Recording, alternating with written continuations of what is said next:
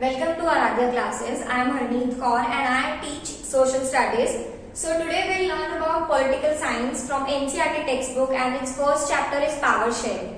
So सबसे पहले हम power sharing जो word है उसका मतलब सीखेंगे कि what does the word power sharing means. We everyone knows power means ताकत, क्षमता, जो कि हम बहुत बचपन से ये वर्ड सुनते आ रहे हैं और समझते आ रहे हैं, ठीक है. शेयरिंग भी हम लोग बहुत सारे एडवर्टीजमेंट्स हो गए, हमारी फैमिली हो गई, हम सुनते हैं sharing is caring, right. So sharing का मतलब क्या होता है? बांटना. सो अल्टीमेटली जो टर्म है पावर शेयरिंग का मतलब क्या हुआ कि जो पावर है, जो ताकत है, क्षमता है, उसको नीचे बांटना. इसका एक बहुत बेसिक सा एग्जाम्पल लेते हैं, हमारे घर की सिचुएशन, ठीक है. हम लोग हमारे घर में रहते हैं, तो हमारे घर में फॉर एग्जाम्पल अगर हम न्यूट्रल फैमिली में भी रह रहे हैं, न्यूट्रल फैमिली मतलब जहाँ पे सिर्फ मम्मी पापा है, आप बच्चे लोग हो, तो पापा क्या है? हेड ऑफ द फैमिली है. दैट इज पापा क्या है? सेंट्रल गवर्नमेंट के हेड है, ठीक है.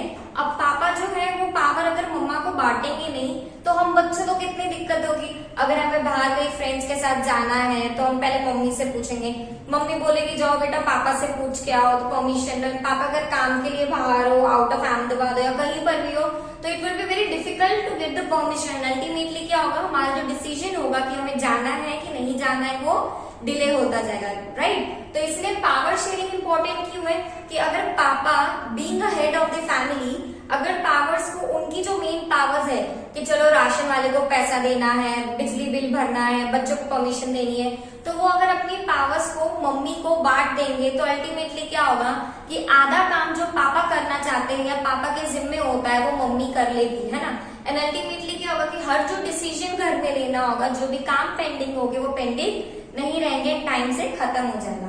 तो मेन हमारा इस चैप्टर का जो भी जिस्ट है, जो भी समरी है, वो यही है कि पावर शेयरिंग यानी कि क्षमताओं को, ताकत को बांटना क्या होता है, क्यों जरूरी है, और अगर वो नहीं होगा किसी जगह पे या किसी देश में तो उसके कॉन्सिक्वेंसेस क्या होंगे. Okay.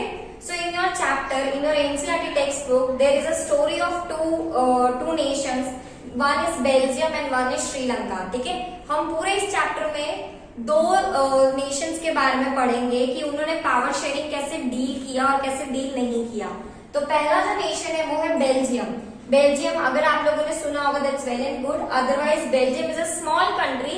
It is even smaller than our Haryana state. हमारे यहाँ पे जो नॉर्थ इंडिया में स्टेट है हरियाणा, उसकी कुछ पॉपुलेशन 1 या 2 करोड़ या 5 करोड़ होगी. तो इनफैक्ट जो बेल्जियम स्टेट है वो उससे भी कई गुना छोटा है. So Belgium is a European country. वो एक यूरोपियन कंट्री है. यूरोप एक कॉन्टिनेंट है एंड यूरोप कॉन्टिनेंट के अंदर एक बेल्जियम एक छोटा सा देश है, ठीक है.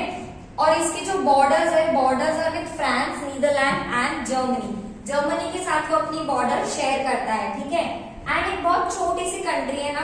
अब बेसिकली क्या होता है, हर एक कंट्री में बहुत तरह की भाषा बोलने वाले लोग रहते हैं. For example take example of the America only और यूनाइटेड किंगडम ओनली. वहां पर भी जो मेजोरिटी पीपल होंगे वो इंग्लिश बोलते होंगे, बट वहां के कुछ इंडियन पीपल भी गए होंगे वहां पे कोई और कॉन्टिनेंट के, कोई और कंट्री के भी लोग रहते होंगे. तो वहां पे अल्टीमेटली क्या है, बहुत सारे लैंग्वेजेस बोलने वाले लोग रहते हैं. Best example is India only. India एक सेक्युलर स्टेट है और यहाँ पे बहुत सारे भाषाएं बोलने वाले लोग रहते हैं, right. There are many numbers of official languages in India. Similarly Belgium में भी क्या था कि बेल्जियम में 3 तरह के लैंग्वेजेस बोलने वाले लोग रहते थे. पहला था डच, जो डच बोलते थे वो 59% था. दूसरा था फ्रेंच बोलने वाले पीपल जो कि 40% थे. एंड बचे कुछ जो थोड़े 1 या 2% लोग थे वो जर्मन बोलते थे, राइट. तो अल्टीमेटली हम क्या पता कर सकते थे कि जो इसकी बॉर्डर लैंड से वहीं से लोग माइग्रेट होते थे, रिफ्यूजी बन के आते थे and they used to settle in the country of the Belgium and वहीं पर वो लोग फिर उस लैंग्वेज को प्रमोट करते थे, एक्सेट्रा होता था, ठीक है. तो अब इस कंट्री में क्या हुआ, अब बेसिक सी चीजें जैसे हम हमारी कंट्री में देखते हैं कि सेवरल रिलीजन्स, हिंदू, मुस्लिम, सिखिज्म, क्रिश्चियनिटी. तो अल्टीमेटली क्या होता है कि जब आप बहुत सारे लैंग्वेजेस एक देश में मिलती है हमें, या बहुत सारे एथनिक ग्रुप्स मिलते हैं, जिनके कल्चर, रिलीजन, रीजन, खाना पीना सब कुछ अलग होता है, तो अल्टीमेटली क्या होता है, कहीं ना कहीं टेंशन अराइज होती है। टेंशन किस चीज में अराइज होती है कि कभी कभार जो गवर्नमेंट होती है वहां की, वो एक पर्टिकुलर सोसाइटी को या एक पर्टिकुलर सेक्शन ऑफ सोसाइटी को ज्यादा प्रमोट करती है, ठीक है।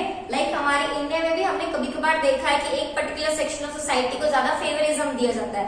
तो सिमिलरली यहाँ पे बेल्जियम में भी ऐसा हो रहा था कि कहीं ना कहीं डच स्पीकिंग को फायदा मिल रहा था या फ्रेंच स्पीकिंग को फायदा मिल रहा था। तो उसके कारण क्या होता है, जो दूसरी कम्युनिटी थी जो पीछे रह रही थी, उनको कहीं ना कहीं बुरा लगने लगा कि भाई हमारे साथ ऐसा क्यों हो रहा है, ठीक है। सो अलग अलग भाषाओं के कारण वहां पे जो थी वो टेंशन अराइज होने लगी। तो रीजंस ऑफ टेंशन हमने जान लिया, क्या रीजन है टेंशन के, कि जो अलग अलग भाषाएं लोग बोल रहे थे। French community was relatively rich and powerful. जो फ्रेंच कम्युनिटी थी वो जनरली बहुत ज्यादा रिच थी एंड पावरफुल थी। ये हमने So we learned about the reasons क्यों arise हुए थे tensions, right? तो अब हम उसको बहुत जल्दी से explain, मतलब एक जल्दी से देख लेते हैं कि reasons of tension, कि जो tensions हुई थी बेल्जियम कंट्री में वो क्यों हुई थी। सबसे पहली चीज हमने क्या देखा कि सबसे पहला रीजन क्या था जो टेंशन अराइज हुई, linguistic groups. Now what do you mean by the term linguistic groups, ये आपको आपके बुक में भी दिखेगा, या तो लिंग्विस्टिक के टर्म से या तो एथनिक के टर्म से। तो लिंग्विस्टिक का मतलब होता है अलग अलग भाषाएं, और एथनिक का मतलब होता है अलग अलग पहनावा। जनरली हम शॉपिंग करने जाते हैं तो हम देखते हैं एथनिक वेयर हो गया, एथनिक सेक्शन हो गया। तो लिंग्विस्टिक या एथनिक ग्रुप्स के कारण भी बहुत ज्यादा टेंशन जो थी वो बेल्जियम में अराइज होनी शुरू हुई थी। दूसरी चीज थी कि the French was rich and powerful. French people जो थे वो बहुत ज्यादा रिच थे एंड पावरफुल थे।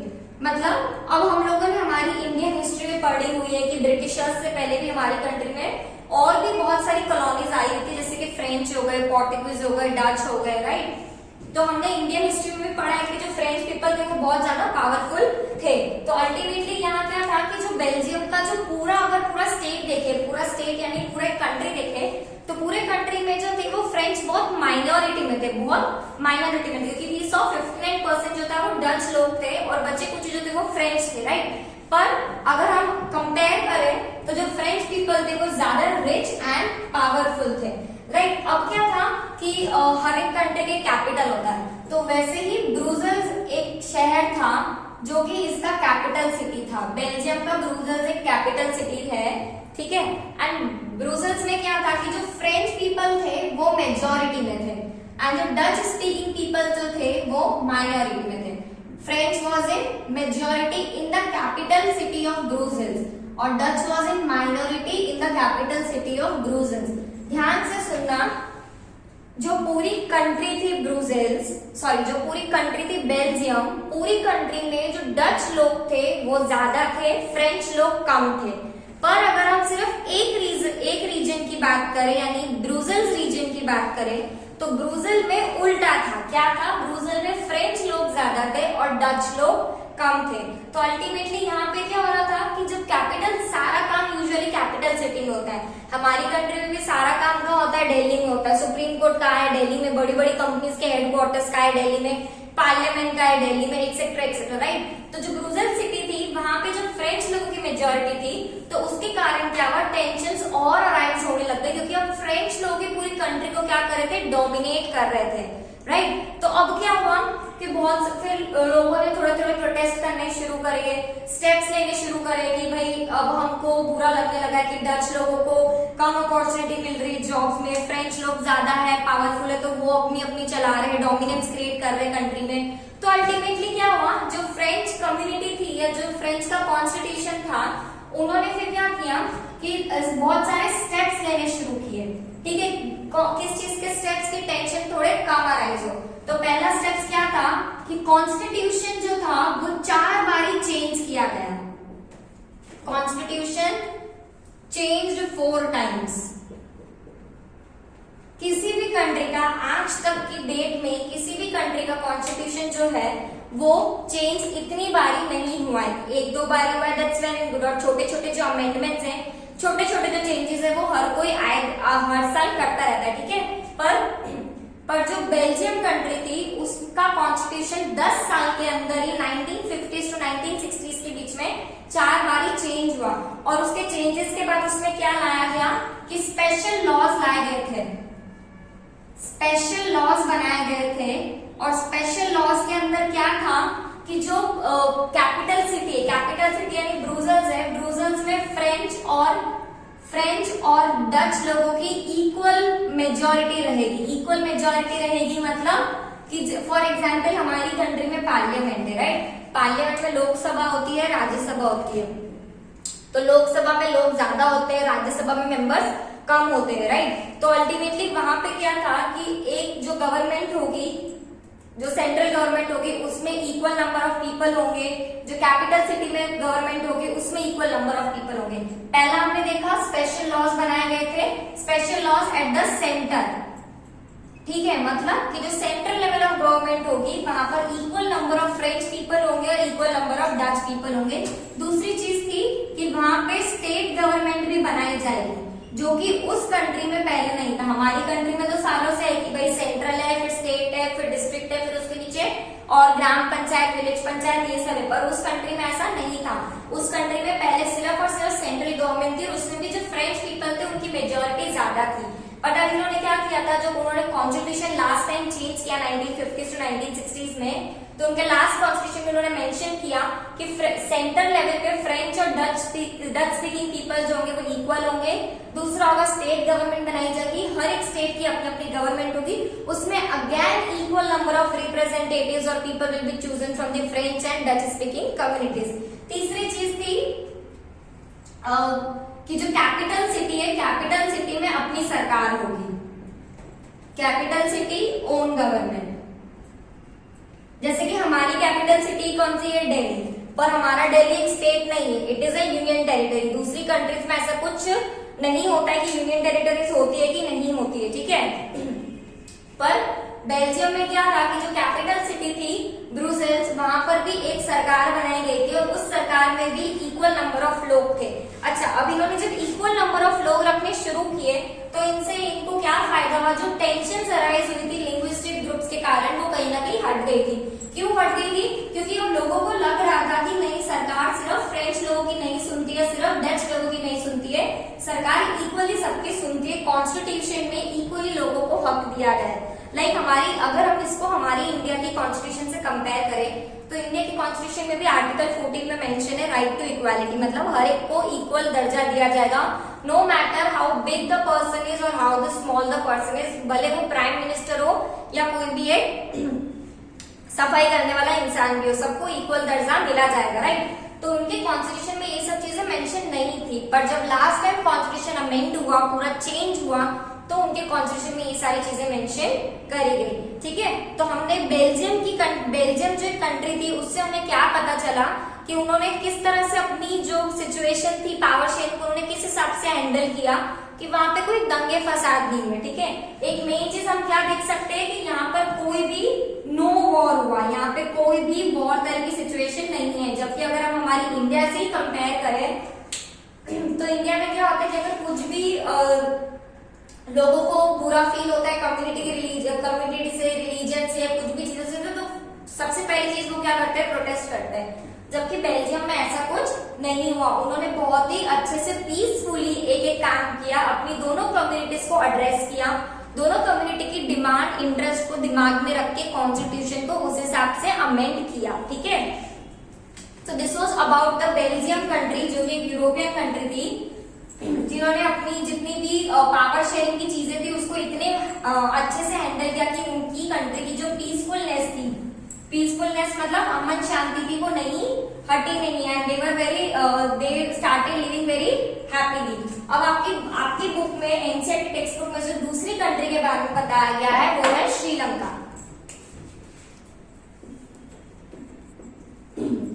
श्रीलंका कौन सी कंट्री है, everyone knows, right, everyone knows Sri Lanka कौन सी कंट्री है, it is an Asian country,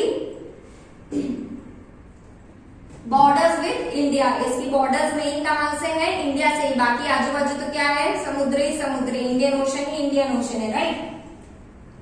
तो श्रीलंका में भी क्या था, श्रीलंका में अगेन दो तरह के लोग रहते थे, दो तरह की लैंग्वेजेस बोलने वाले लोग रहते थे, एक था सिन्हाला लैंग्वेज और एक थी तमिल लैंग्वेज। अब सिन्हाला लैंग्वेज श्रीलंका की एक अपनी लैंग्वेज, जैसे इंडिया की अपनी लैंग्वेज है हिंदी, ठीक है, तो सिन्हाला श्रीलंका की एक अपनी लैंग्वेज थी।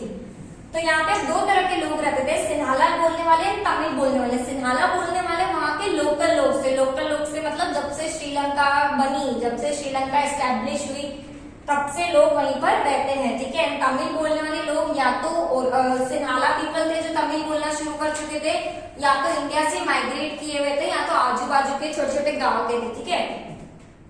तो अब श्रीलंका में क्या हुआ कि श्रीलंका में भी जब दो तरह के लैंग्वेजेस बोलने वाले लोग रहते थे, तो अगेन वहां पे डिस्प्यूट्स क्रिएट होना शुरू हो गए।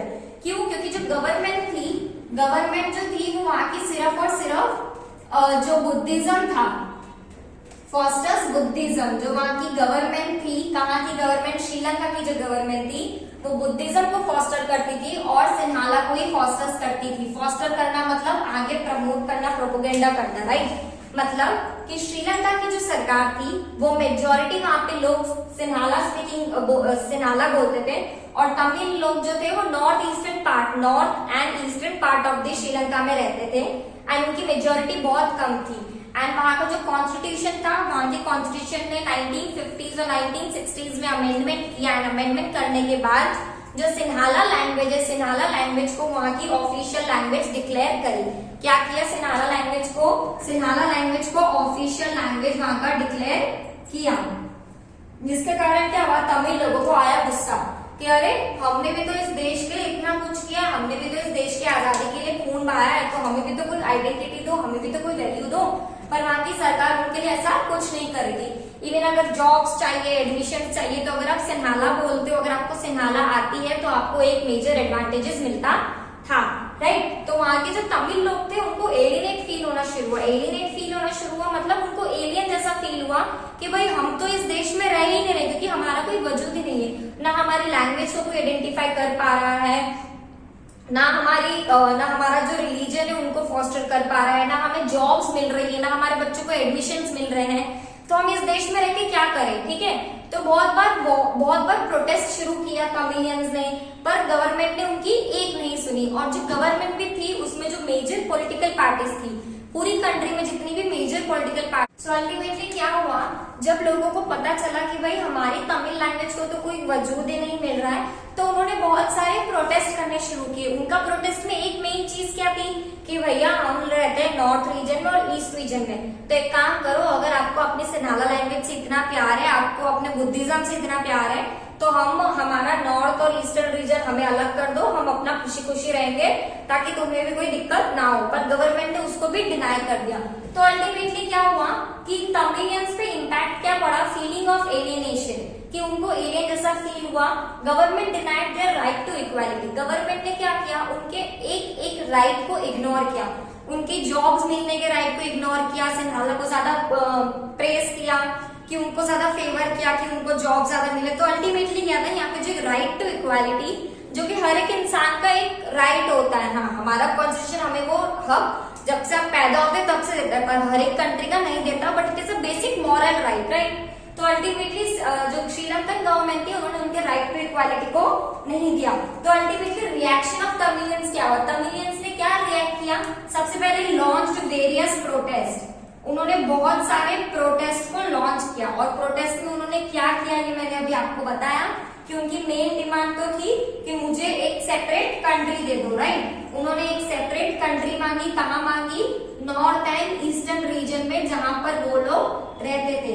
तीसरी चीज उन्होंने क्या बोला कि हमें हमारा कॉन्स्टिट्यूशन या हमें हमारी गवर्नमेंट खुद बनाने का हक है, right to make a constitution, हमें हमारा कॉन्स्टिट्यूशन बनाने का हक चाहिए, राइट। तो श्रीलंकन लोगों की कुछ मेजर डिमांड्स थी, जिसके कारण दे प्रोटेस्टेड मेनी टाइम्स, पर उनके प्रोटेस्ट की पर उनका जितनी बार भी प्रोटेस्ट हुआ, श्रीलंकन गवर्नमेंट ने उनकी एक नहीं सुनी।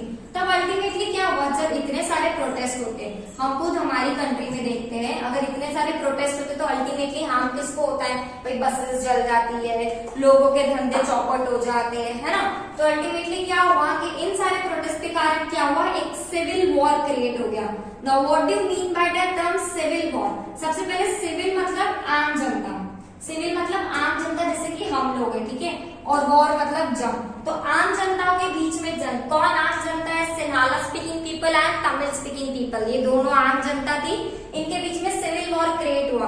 अब क्या होता है, किसी भी देश में या किसी भी रीजन में जब कोई वॉर क्रिएट होता है, दंगे फसाद होते हैं, तो अल्टीमेटली क्या होता है कि उस जगह की जो आमदनी होती है, इनकम होती है, वो बिल्कुल गिर जाती है। तो अल्टीमेटली क्या होता है, तो श्रीलंका में क्या हुआ कि जीडीपी एकदम गिर गई, ठीक है, जीडीपी एकदम गिर गई, जीडीपी मतलब हमारी कंट्री की इनकम, तो जीडीपी एकदम से गिर गई। फिर अल्टीमेटली क्या हुआ कि सेटबैक क्रिएट हो गया। What do mean by setback? Setback मतलब देश जितना आगे जा रहा था उतना 10 साल और पीछे चल गया।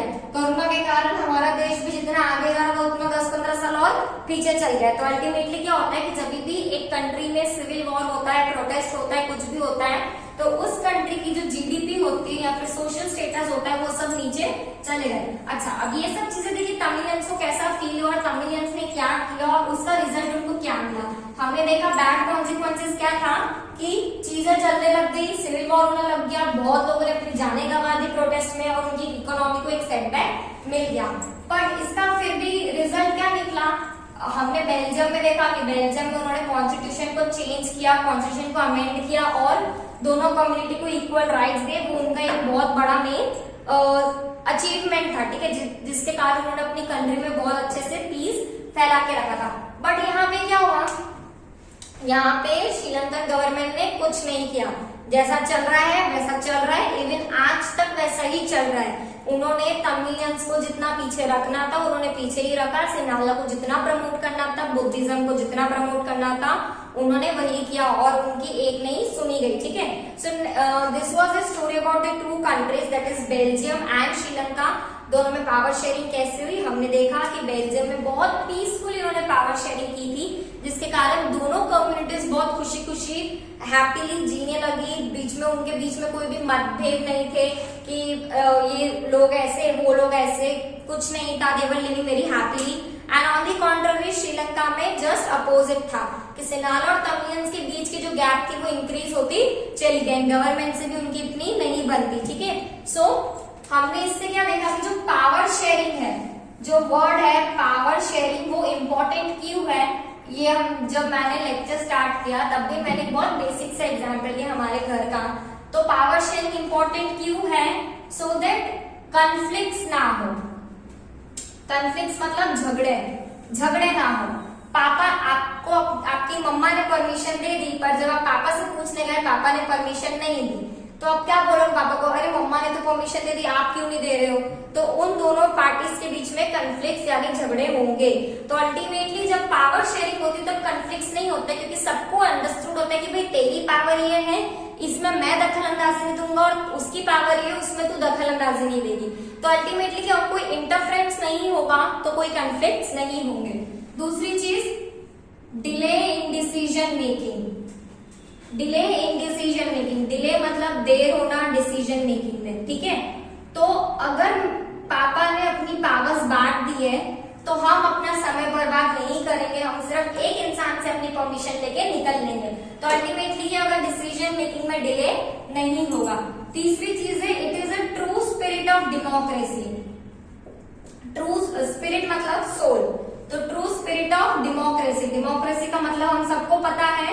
तो जो डेमोक्रेसी है उसका एक बहुत इंपॉर्टेंट पार्ट होता है पावर शेयरिंग करना। अगर पावर शेयरिंग कंट्री में नहीं होगी तो अल्टीमेटली क्या होगा, कंट्री हैप्पीली नहीं रह पाएगी और उसके जितने भी डिसीजंस होंगे वो परफेक्टली नहीं लिए जाएंगे।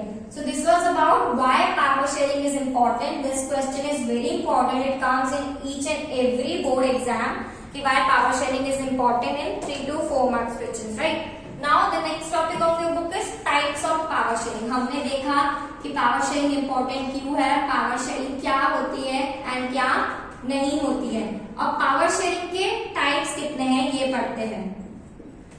पावर शेयरिंग के 4 टाइप्स होते हैं। सबसे पहला होता है हॉरिजॉन्टल।